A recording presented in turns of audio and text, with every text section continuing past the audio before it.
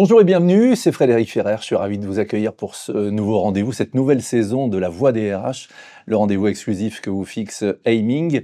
Aujourd'hui, un invité exceptionnel, la créativité, l'humain sont dans ses gènes, il les a dans la peau comme on dit, avec Il lui la essaye, fonction, il essaye. il essaye, il est là, avec lui la fonction RH, le métier des ressources humaines n'a cessé de s'embellir, il l'a rendu plus pimpant, plus impactant, en lui redonnant l'éclat d'une nouvelle jeunesse, la crème de la crème des DRH. Et parmi nous aujourd'hui, mesdames, messieurs, Carole Vallée-Bien, bienvenue à Jean-Claude Legrand, le directeur général des relations humaines du groupe L'Oréal. Bienvenue Jean-Claude.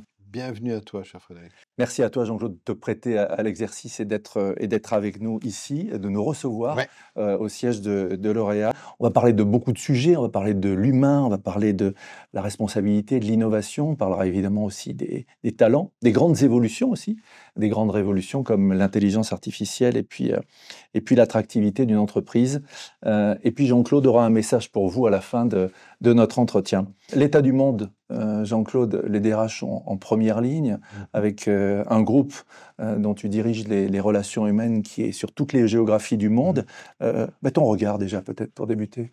Ah, écoute, mon regard, il est effectivement, moi je fais partie d'une entre guillemets génération qui a vu le mur de Berlin tomber, donc toute l'Europe centrale émerger, qui pensait qu'à Hong Kong on pouvait juste acheter des disques pas chers ou être malade en voyageant au Mexique avec une tourista. En fait, j'ai eu la chance pendant ces 30 dernières années de faire le tour du monde et de voir un monde ouvert. Ouvert au dialogue, ouvert au commerce, ouvert aux échanges, dit entre guillemets globalisé.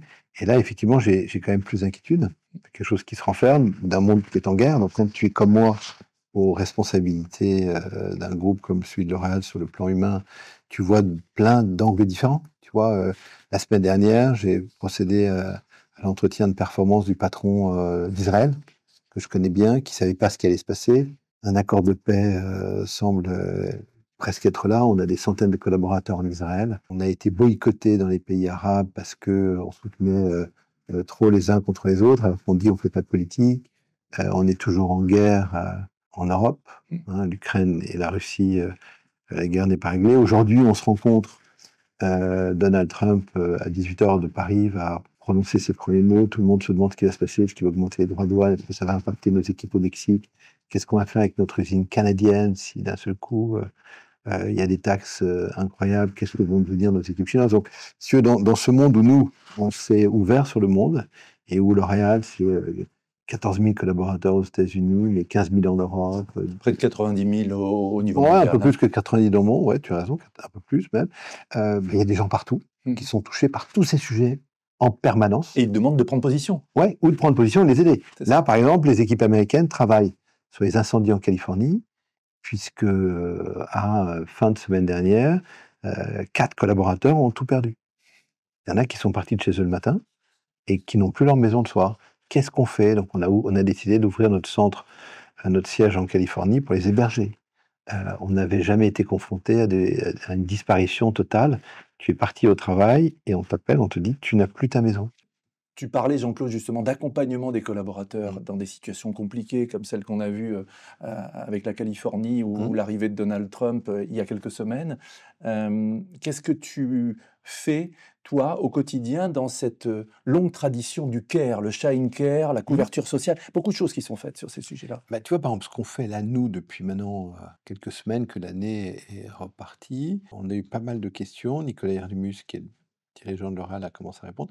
Mais par exemple, sur quelle est notre politique en matière de diversité et d'inclusion? Hein, cette question, qui nous semblait une question, entre guillemets, «progressiste», intéressante, sur laquelle nous, on travaille depuis plus de 20 ans, bah, d'un seul coup, les gens sont très inquiets. Parce Ils que sont c'est très toi qui inquiets. l'as construit, cette politique de diversité, Ouais, il y a bien 20 sûr. ans, Ouais, ouais, tout à fait, tout à fait, au tout à moment où fait. on n'en parlait pas. Hein. Non, alors, on n'en parlait pas, on en a beaucoup parlé et même si on n'en parle plus, au moins nous on restera parce que cette politique, elle avait rien à voir avec un effet de mode. Donc là, maintenant, c'est Arros sur le wokisme, je sais même pas de quoi on parle. Et il y a une fonction mondiale de responsable de la diversité. Absolument, Mhm. tout à fait. D'ailleurs, je vais profiter de 2025 pour le rappeler puisque j'ai pris cette responsabilité en 2005. Ouais. J'avais commencé avant, mais en 2005, on a décidé, le groupe a décidé de créer une fonction mondiale de diversité. Alors après, c'est appelé diversité inclusion, et maintenant diversité inclusion et équité. Mais d'un seul coup, c'est comme si c'était bien d'abandonner tous ces efforts consistant à payer des hommes et des femmes de la même façon, à permettre à des gens en situation de handicap de faire un parcours professionnel au niveau des autres, à prendre des gens d'origine ethnique diverses ou qui auraient une orientation sexuelle. C'est dingue. Donc d'un seul coup, tout ça, tu dis non, en fait, ça marche plus. C'est l'essence même d'une entreprise, tu vois. On est allé trop loin dans le wokisme, on a mis le Je sais même pas curseur ce que ça trop veut loin. dire. Bonne Le réponse. wokisme, je ne suis même jamais rentré dans le débat.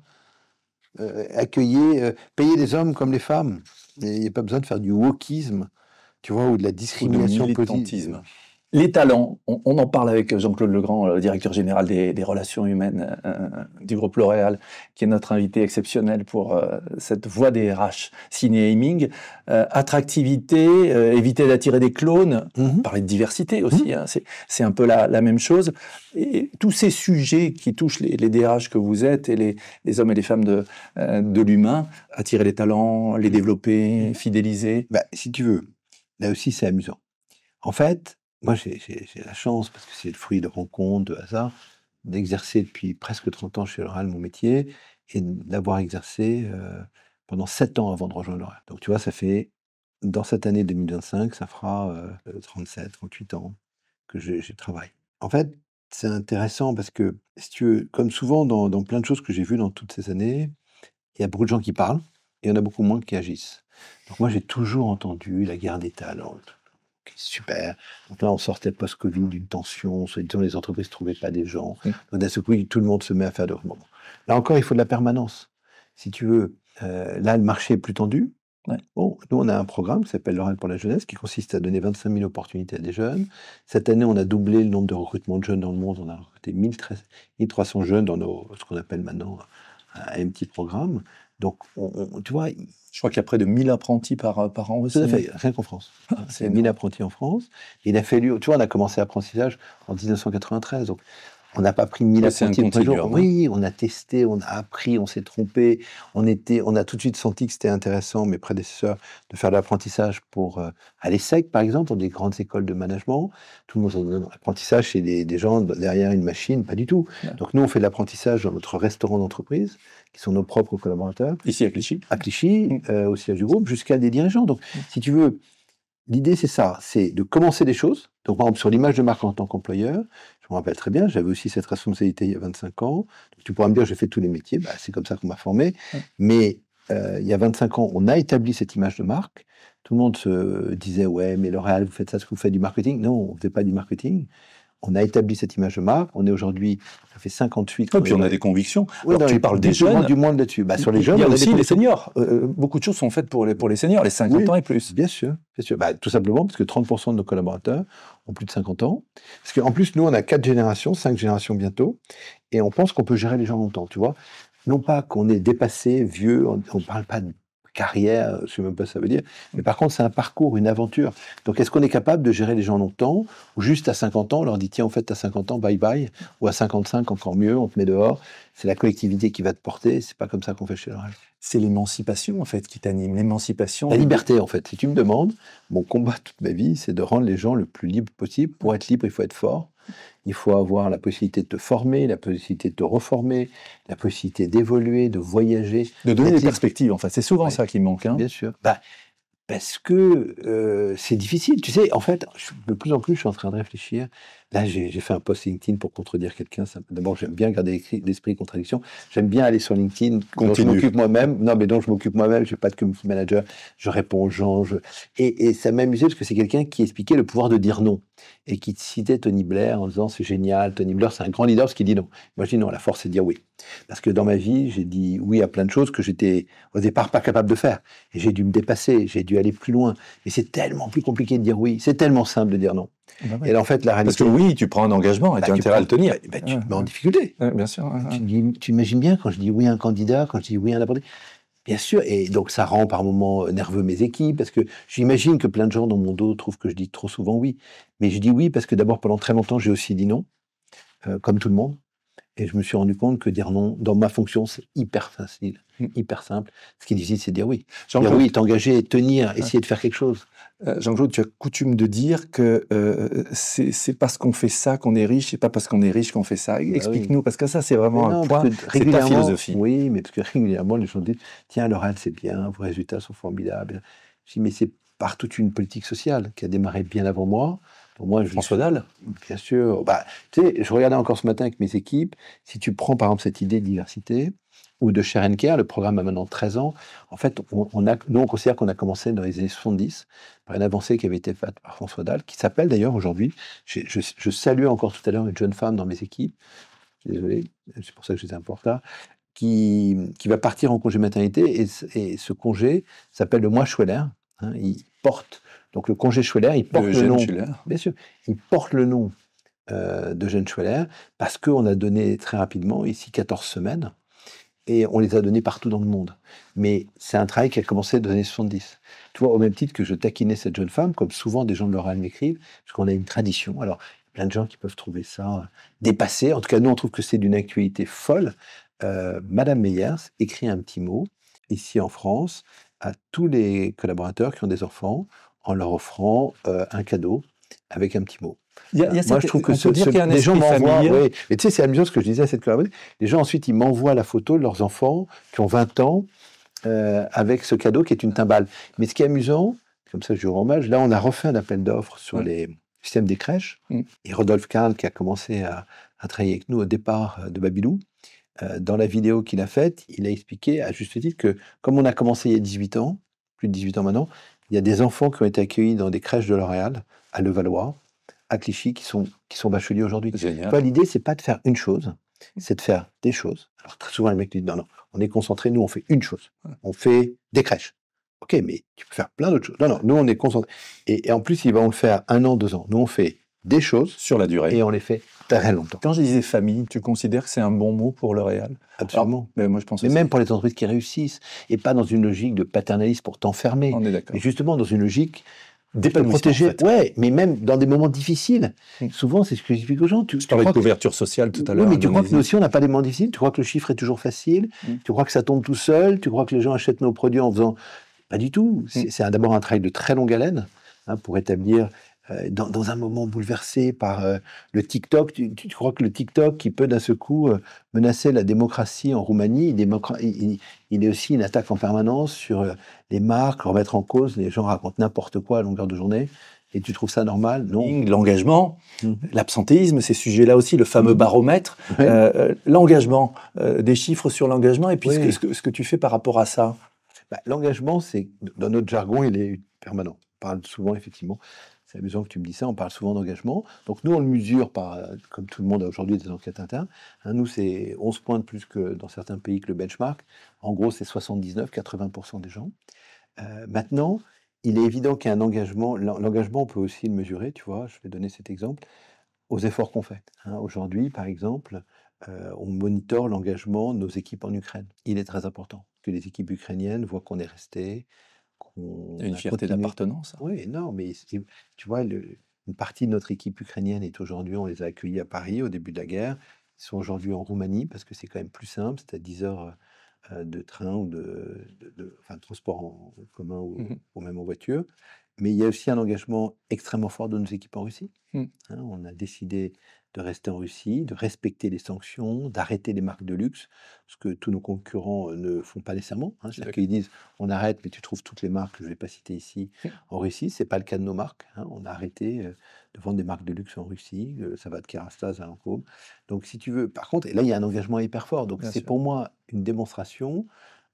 C'est la même chose en Israël.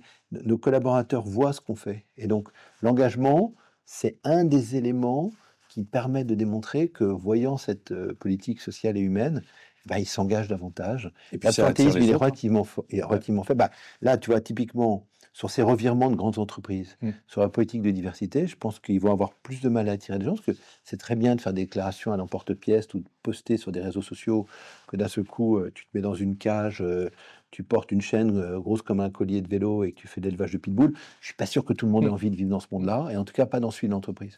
Huitième marque préférée, je crois, au monde, hein, L'Oréal. Hein. Pour les étudiants? Ouais. Oui, tout à fait, depuis maintenant plusieurs années, avec des grands groupes de tech américaines, dont j'espère que les candidats vont un peu plus ouvrir les yeux Ah bah oui. sur quelles sont les valeurs, qu'est-ce qui se passe quand c'est difficile, est-ce que d'un seul coup, pour être compliant à la dernière minute, tu abandonnes tout?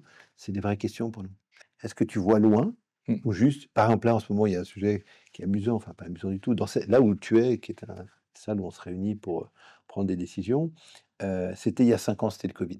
Hein. Donc il y a 5 ans, on a tendance à l'oublier, on est face à un défi collectif énorme. Et là puis encore, l'inconnu.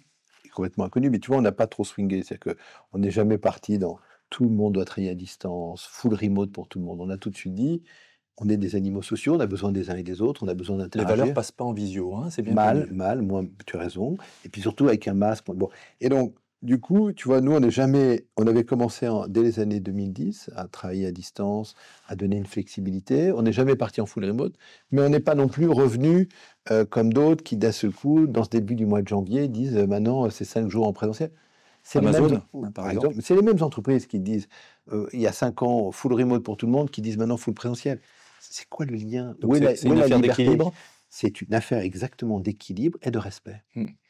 Autre sujet, puisqu'on parle de la tech, avec Jean-Claude Legrand, l'IA. Tout le monde parle de l'IA. Saute sur sa chaise comme un cabri, oui. Exactement. C'était surtout il y a 18 mois. Ouais. Mais il y en a qui disent, bon, alors c'est magique, c'est tragique. Toi, l'IA, par rapport à L'Oréal, et puis ce que tu penses. Mais je dis c'est fantastique.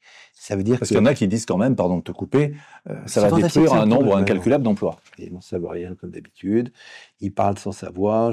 J'épargnerai les grandes banques d'affaires ou les grands cabinets de conseil qui nous ont annoncé 300 millions, 60 millions. C'était le concours. Tu vois, moi, il y a quelque chose qui me marque toujours, c'est pourquoi dans des moments comme ça, il faut toujours annoncer que ça va être une catastrophe. Mais on aime bien les mauvaises nouvelles. Hein. J'ai l'impression. En tout cas, moi, non. Non pas que je les aime pas particulièrement, mais j'essaye de les contrer. Donc, si vous voulez, l'intelligence artificielle, c'est fantastique. C'est une nouvelle opportunité. Il faut la contrôler, la gérer, mais il faut s'en saisir. Tu vois, nous, on a déjà formé 40 000 personnes. Je me suis moi-même formé, au même titre que je me suis formé. Moi, tu vois, je suis pas né dans le monde de l'Internet. J'avais poussé mes parents à avoir un Minitel. Chez moi, à Aix-en-Provence, dans les années 80, j'étais derrière mon Minitel, ça m'amusait, j'essayais de comprendre. J'ai forcé mes parents à essayer d'avoir Canal+ en 84, même si on avait des moyens relativement limités. Mon père m'avait fait confiance, mais si tu veux, moi, je suis toujours féru de... D'ailleurs, c'est pour ça peut-être que je m'entends bien avec L'Oréal. Dans L'Oréal, il y a une expression qui s'appelle « saisir ce qui commence ». Donc là, l'intelligence artificielle, ça a déjà commencé il y a longtemps, mais commence une accélération. Est-ce qu'on la saisit? Est-ce qu'on est autour de la table ou est-ce qu'on est juste dans le menu? Donc nous, notre vision, L'Oréal, c'est de se dire d'abord, comme toujours, ça va être sur les gens. Donc on a formé 40 000 personnes et on est en train d'accélérer. Donc c'est une acculturation, c'est ouvrir les yeux, c'est faire... C'est les former, c'est pas faire peur. C'est pas dire ça va supprimer ton job, c'est peut-être ça va te faire de toi un employé augmenté. C'est pas te dire... Donc tu es en train de nous dire que ça va tirer les gens vers le haut? C'est ce qu'on a. Nous, les démonstrations qu'on a, même dans des jobs qui paraissent à moindre qualification dans des call centers, par exemple, de ce coup, est-ce que c'est pas génial comme idée de se dire que les gens qui étaient pas très performants le deviennent? Est-ce qu'on a envie de laisser les gens en bas? Non. Si on peut élever, tu vois, nous d'ailleurs, nos activité de formation, ça s'appelle éducation permanente. Tu peux me dire aussi, c'est un vieux mot, t'es ringard, c'est dépassé. Au contraire, on pense que c'est d'une modernité absolue. Intelligence artificielle, regarde, d'abord on forme, ensuite on crée un outil qui s'appelle L'Oréal GPT, qui est utilisé par 20 000 personnes par semaine, qui jouent avec. Donc ça veut dire que ça leur facilite le quotidien, bien ça sûr, les nous, on a délaisse des tâches chronophages. Et de toute façon, maintenant, tout le monde le voit. Ça ne va pas te remplacer, ça te fait un gain de productivité. Maintenant, qu'est-ce que je fais de l'homme ou la femme augmentée, on va dire. Mais oui, mais qu'est-ce que je fais de ce temps? Est-ce que c'est bien que des jeunes consultantes finissent plus à 22 heures tous les soirs pour faire des tâches idiotes? Probablement, comme mes équipes marketing. Si l'outil, la technologie peut les aider à faire des tâches à plus de valeur ajoutée. Oui, on réalloue ce temps gagné. Est-ce que c'est pas mal? Moi, je trouve que c'est pas mal. Alors, est-ce que ça va nous tuer? J'en sais rien. Alors, est-ce que comme ChatGPT, il faut poser les bonnes questions à l'intelligence artificielle et se poser les bonnes questions? C'est pareil. Moi, je dis, on n'est pas plus con que ChatGPT. D'abord, j'apprends à tout instant. Là, tu es venu avec ton équipe, je les rencontre, je les connaissais pas, j'ai vu d'autres visages, mon cerveau, paf, je me dis, tiens, lui, elle. Et c'est pareil par tes questions. L'esprit critique, Jean-Claude, avec l'IA. C'est le plus important. C'est à ce à quoi on prépare aussi nos collaborateurs. Justement, on a démontré à nos dirigeants il n'y a pas très longtemps qu'on a lancé une formation sur la culture qui permet à des dirigeants de prendre un peu le temps de réflexion, Ça dure pendant 5 jours ici en France, c'est un peu plus court aux États-Unis, en Asie, parce que les coûts sont tellement importants qu'on fait des séminaires de plutôt 3 jours. Mais l'essence de cette formation, centrée sur la culture et le décodage et la compréhension de la culture, c'est pour ça qu'elle est par zone géographique et pas qu'avec une vision française de notre culture française qui est par ailleurs formidable et qui se veut et qui pense être universelle, mais qui mérite d'être aussi challengée, et non pas au titre du mot wokisme, mais juste au titre de l'intelligence des autres et de leur respect. Ce que fait cette formation, qui s'appelle le séminaire des Capucins, c'est de développer l'esprit critique. C'est clé dans l'avenir d'avoir des gens capables de comprendre ce qui est fake ou pas. Les valeurs vont être Ouais, absolument discernement, en essentielles. fait, c'est ça. Bien sûr. Autre sujet toujours concernant l'engagement Ouais. des collaborateurs et l'absentéisme. Beaucoup de cols bleus, chez L'Oréal, on l'oublie. Bien sûr, des milliers. Implantation territoriale des et tout. dizaines d'usines partout. Qu'est-ce dans que le tu monde. fais par rapport à ces sujets de QVT, ces sujets de TMS, enfin, D'abord, c'est extrêmement clé pour nous. Donc, on a beaucoup de travail sur l'ergonomie. C'est des choses qu'on a renforcées dans les dernières années. Alors, je ne te dis pas que tous nos collaborateurs dans des centrales logistiques, on en a une centaine dans le monde, portent des exosquelettes, mais effectivement, ça serait intéressant d'ailleurs. Tu sais, souvent, moi j'essaie de dire, c'est bien de discuter avec moi, mais allons ensemble dans une usine et pose vraiment sur ligne la question aux gens en disant, est-ce que vos conditions de travail ont été améliorées? Et nous, on pense que oui, puisqu'on a vu notre absentéisme baisser. On le suit comme le lait sur le feu. L'absentéisme, c'est un indicateur. Là aussi, ça peut paraître un indicateur du passé. C'est comme quand les gens te demandent des avances sur leur salaire. Ou tu vois, par exemple, quand les gens te disent qu'il y a une inflation forte. Mais nous, on a porté, il y a déjà maintenant, en 2019, il y a 6 ans, tu vois, le salaire minimum pour un ouvrier, une ouvrière en France de l'Oréal, c'est 2 000 € aujourd'hui. Ça l'était il y a 6 ans. On a continué à augmenter.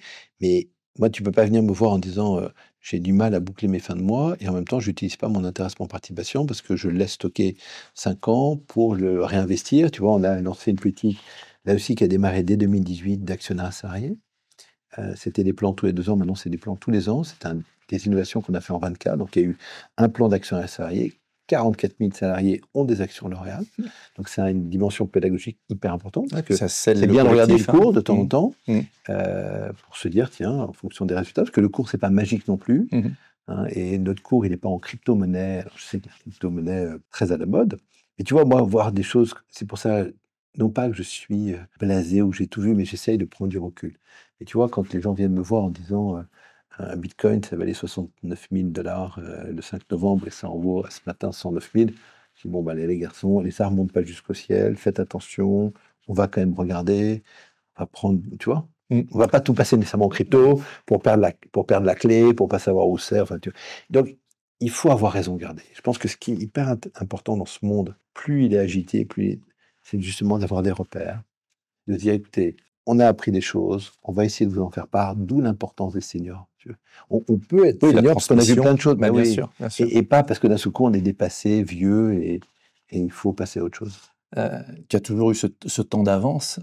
Tu sors du cadre dans la fonction RH. Non, mais tu le prouves. Tu parlais c'est un travail sur moi, tu sais. Je suis très timide à l'origine. Comment tu vois la fonction RH là sur les années à venir? Puisque tu as toujours cette vision prospective. Si elle arrive d'être sur les gens, si elle ne s'en éloigne pas, si elle ça veut dire qu'elle s'en est éloignée. Il y a plein d'endroits où les gens parlent des gens, ils n'en ont jamais vu un. Ils sont dans des holdings, ils sont dans des sièges, ils sont éloignés du terrain. Ils essaient. Tu sais, dans la fonction HR, c'est pour ça qu'à un moment donné, il y a une dizaine d'années, il y avait eu des romans, des films sur la brutalité des ressources humaines, sur l'idée de même tuer un RH parce que c'est des gens qui eux-mêmes t'avaient mis en fil. Moi, je pense que si on est avec des gens qui font ce qui est l'essence du métier, c'est à la rencontre de l'autre, qui n'hésitent pas à donner des choses. C'est un métier qui va ne faire que se développer, qui ne parlera pas qu'à des robots. Moi, je suis dans des usines aujourd'hui, je parle avec des ouvriers ou des ouvrières qui travaillent déjà avec des cobots. Tu penses que le Covid a mis en lumière l'importance du RH, qui était un peu... c'était un peu là, mais souvent c'était l'intendance, quoi. Non, ça dépend. Si tu veux, ce que ça a mis en avant, c'est que si les gens font ce métier uniquement parce que effectivement, il y a une accélération depuis le Covid de visibilité ou de mise en avant, c'est pas la peine qu'ils fassent autre chose. Mon conseil, ça sera vite fait autre chose. Moi, je suis rentré dans cette fonction, ça n'intéressait personne. C'était complètement latéralisé. D'ailleurs, souvent, oui, c'est ce que j'explique. D'ailleurs, tu vois, c'est pour ça, je me bats aussi, par exemple, pour la déféminisation de fonctions. Pourquoi il y a beaucoup de femmes dans les métiers de la com? Les femmes sont plus douées pour la com, ou vous pensez que c'est un métier moins important? RH, pareil. Pareil pour les ressources humaines. Pourquoi il n'y avait pas assez de femmes qui raison. dirigeaient? Intéressant. C'est parce que les femmes, elles sont pas bonnes à diriger, mais elles sont bonnes à communiquer. Elles ont plus de sensibilité que moi. Moi, je suis une femme comme les autres. Une fonction Mais un non. peu subalterne. La vérité, c'est que c'était des fonctions qui étaient subalternes. Ouais, La question, c'est est-ce qu'on attaque la finance, est-ce qu'on attaque le business, est-ce qu'on attaque les PNL? C'est là où il faut avoir des femmes. C'est pas uniquement dans des fonctions qui paraissaient des fonctions de support. Les ressources humaines, c'était cette fonction de support où, soi-disant, les femmes ont plus de qualité de compréhension. Mais non, pas plus que toi ou moi. Comment tu définirais le ou la RH? On a beaucoup parlé de business partner. Est-ce que c'est un expert ou une experte? Est-ce que c'est généraliste? Comment tu... En fait, l'image, mais je vais la faire courte, mais ce que j'utilise avec mes équipes, c'est que beaucoup d'RH pensent qu'ils sont en train de copiloter l'entreprise. Et pour ça, c'est un travail de longue haleine. Être copilote, être en confiance avec des patrons pour leur dire à droite, à gauche. En fait, beaucoup de RH font encore du stop sur le bord de la route et personne ne s'arrête. Beaucoup de RH ont des obligations légales. Donc, si l'entreprise est contrôlée, on va les sortir de la boîte à gants pour dire, regarde, j'ai mon gilet, j'ai mon X, j'ai mon truc. Ou ils vont être à l'arrière de la voiture, mais dans le fauteuil bébé. Donc, si tu veux rêver d'être dans la voiture, d'être dans la décision, c'est un rêve super. Mais quand on arrive sur le parking et pas se tromper, d'abord, il y a aussi beaucoup de RH qui pensent qu'ils peuvent faire du business, c'est autre chose. Moi, si tu veux, j'ai toujours essayé d'être à ma place, mais ma place, c'est d'être à côté et de faire en sorte, et de faire en sorte que ce que je peux être amené à dire, même si par moment, si tu demandes aux gens de l'oral, il y a des gens qui vont me trouver excessif, des gens qui vont me trouver fou. Ce qui me fait rire, c'est d'avoir gardé ce que j'étais en étant maintenant plus âgé, tu vois. C'est-à-dire que te dire que c'est parce que le mec est à 40 ans, mais moi je suis le même à 60. Ouais. Et j'ai c'est ça là, Jean-Claude, le grand touch, si on veut appeler ça comme ça? Non, Jean-Claude le grand touch, c'est surtout de ne pas être complaisant. Moi, je suis pas quelqu'un de complaisant. Par contre, de flagornerie. Non. En fait, c'est amusant. La question que tu me poses, elle m'a fait réfléchir à quelque chose. Il se trouve que mon prénom, plein de gens me demandent pourquoi je m'appelle Jean-Claude. Enfin, ils me demandent pas, mais quand ils me demandent, parce que même pour notre génération, c'est un prénom du passé. Donc j'explique que c'est grâce à ce prénom que je suis animé, parce que j'ai très jeune compris, par ce prénom, et je vais dire d'où vient ce prénom, que tu n'as pas le choix dans la vie, il faut aller très vite. En fait, c'est le prénom d'un de mes oncles, qui s'est tué à 20 ans. Et en fait, quand on m'a donné ce prénom et qu'on m'a raconté l'histoire, j'ai jamais cru que j'irais plus loin que 20 ans. Parce que je me suis toujours dit, putain, pourquoi ils m'ont donné ce prénom? C'est intense ce que tu dis là. Bien sûr. Et donc, du coup, j'ai cette urgence. Moi, je suis dans l'urgence. Je me suis toujours dit, déjà, quand il était mort à 22 ans, je me suis dit, putain, avoir 22 ans, je pensais pas que j'avais cet horizon. Donc, je me suis programmé comme ça. Donc moi, je suis dans le moment où là, je peux me tomber devant toi. Donc si tu veux, je suis toujours dans l'idée de se dire... D'avancer, en fait. Ouais, et de ne pas perdre de temps. Pas perdre de temps. Moi, je viens des classes moyennes, donc j'ai dû faire plein de choses dans ma vie. Tu es un bucco-rhodanien comme moi. Je suis, les Bouches-du-Rhône. Exactement, je ne suis pas né avec une cuillère d'argent dans la bouche. Quel message tu voudrais adresser au DRH? De ne pas procrastiner. D'arrêter d'imaginer, de faire des trucs, toi aussi. C'est amusant parce que souvent, je regarde sur LinkedIn. Donc, moi, je fais partie de cette génération, je suis arrivé dans cette fonction où ça n'intéressait pas grand monde. J'ai vu plein de gens arriver dans la fonction, je trouve que c'est génial. Que les gens, c'est génial s'ils viennent pour les bonnes raisons. C'est-à-dire que si c'est pour siéger dans un comité de direction, si c'est pour avoir du pouvoir et ne rien en faire. Donc, tu sais, quand je suis très énervé par moment, je dis c'est le plus beau métier du monde, souvent fait par des gens qui ne méritent pas. Donc, pour moi, mériter le fait de toucher aux gens, et d'ailleurs, c'est pour ça que je le retire de temps en temps, parce que tout le monde n'a pas son permis de se conduire. Et de se conduire avec les autres en particulier, il y a aussi des points. Et donc, est-ce que les gens sont vraiment capables d'aller au contact des autres, de les aider, ou juste ils veulent du pouvoir, de la visibilité? Si c'est ça, changer de vie de métier, vous n'avez pas de raison d'exercer. C'est un trop beau métier, mais surtout trop important, parce que tu peux vraiment impacter la vie des autres. Donc, est-ce que tu as envie d'impacter pour du positif, donner une solution, avancer, ou juste être un flic et dire ah non, ça c'est pas possible, ça je peux pas, là je veux pas, là tu peux pas savoir. Mais même ici en interne, par mes équipes, je sens bien que je les exaspère, mais c'est comme ça.